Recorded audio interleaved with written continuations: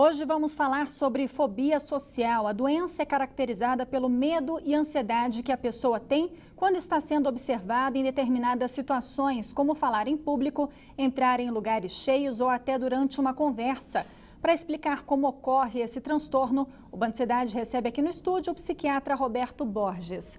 Doutor Roberto, boa noite, obrigada por participar do Band Cidade.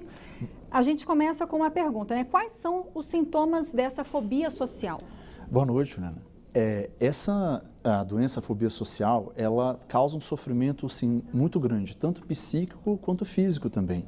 A pessoa tem um medo extremo de se expor a situações públicas onde ela possa ser ridicularizada.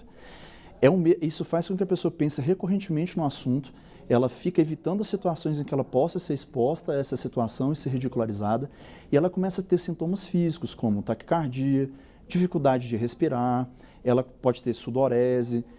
São sintomas extremamente desagradáveis que fazem com que a pessoa evite as situações de público o máximo que ela pode. Até carregar uma bandeja, por exemplo, num refeitório, pode se tornar um grande problema por medo de derrubar a bandeja, por exemplo. Isso torna a vida dessas pessoas muito restritas, gera um grande sofrimento. E outras pessoas geralmente não entendem o que está acontecendo, não acham que é tão grave assim. Mas para aquela pessoa que está sofrendo, é muito grande, é muito intenso e é muito grande a necessidade de evitar isso para evitar o sofrimento. Isso faz com que essas pessoas acabem fugindo das situações sociais para não ter que sofrer tanto. Era isso que eu ia perguntar. Acaba afetando a qualidade de vida dessa pessoa, né? Afeta muito a qualidade de vida da pessoa e gera uma queda de autoestima muito acentuada. A pessoa acaba, assim, evitando até profissões, por exemplo, que ela tem que se expor ou ir a festas. Então, assim, ela tem um prejuízo tanto na vida profissional quanto na vida de trabalho dela. Ela não consegue se ver como as outras pessoas, ela não consegue fazer o que as outras pessoas fazem. Então, ela começa a ficar realmente depressiva e pode, então, se ela tiver tendência genética, abrir um quadro depressivo franco, como ocorre em outras depressões mesmo, né? Então, somando um sofrimento adicional, né? O senhor falou em genética, essa fobia social também pode ser hereditária? Tem um alto grau de correspondência genética. Pais de pessoas com fobia social podem ter fobia social ou outros transtornos de ansiedade. Então tem uma grande herdabilidade. E é uma doença que começa geralmente cedo na vida. A gente tem casos registrados assim, de 5 a 35 anos de idade, em geral, que a doença aparece, né?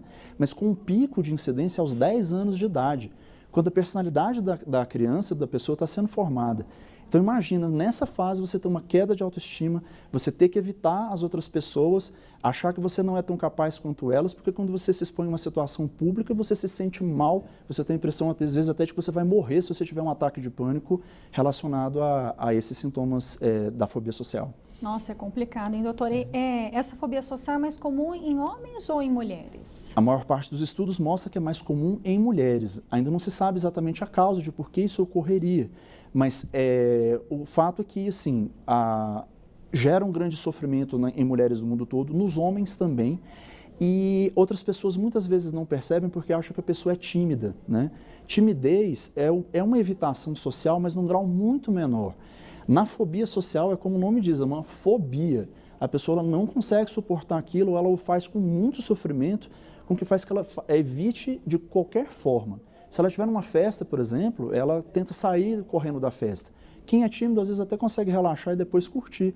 Quem tem fobia social não consegue fazer isso, ela evita mesmo. Doutor, para finalizar bem rapidamente, o tratamento tem que aliar remédio e terapia, né? Tratamento com o psiquiatra, né, realizando a parte medicamentosa para consertar esses mecanismos cerebrais que estão gerando esses picos de ansiedade, né?